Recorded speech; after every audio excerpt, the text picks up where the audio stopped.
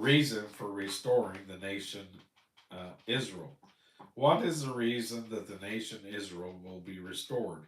Well, that is locked in the riches of the wisdom of God, my friend.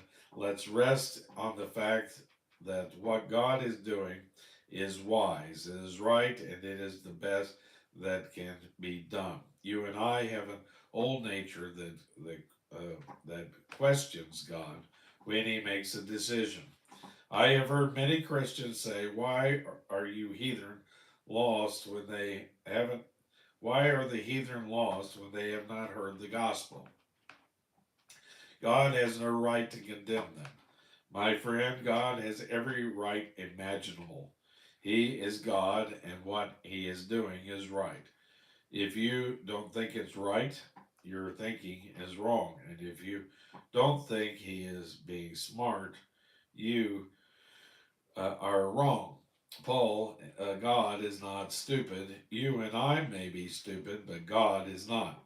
Oh, how we need to recognize that. Verse 33. Oh, the depths of the riches, both of the wisdom and the knowledge of God. How unsearchable are His judgments and His ways past finding out. Paul has come to a place of recognizing the wisdom of the glory of all that he has been discussing. Godet's statement on this section is worth quoting.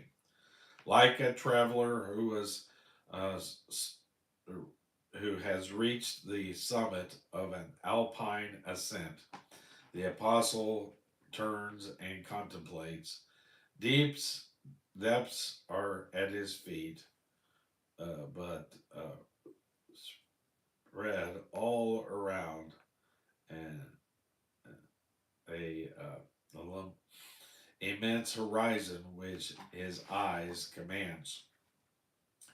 This section is pure praise and is no argument at all. Yet it is the greatest argument of all.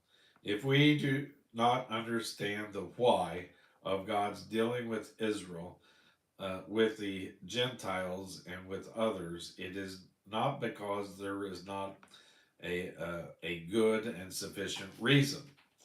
The difficulty is with our inability to comprehend the wisdom and ways of God. But the natural man receiveth not the things of the Spirit of God, for they are foolishness to him. Neither can he know them, because they are spiritually discerned. 1 Corinthians chapter 2 and verse 14.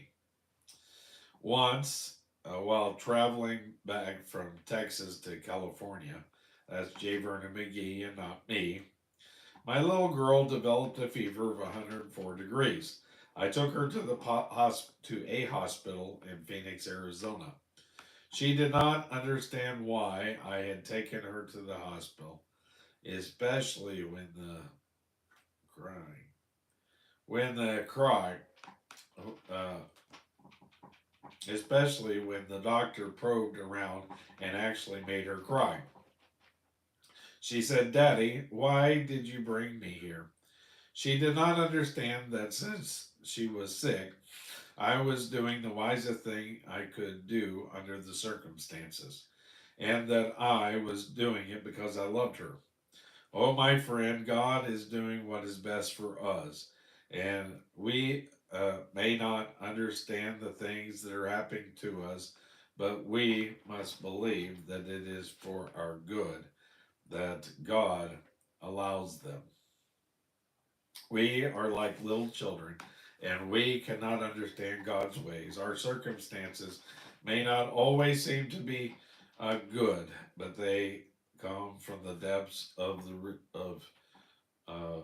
riches, both of the wisdom and knowledge of God. God says to us, "For my thoughts are not your thoughts, neither are your ways my ways, saith the Lord.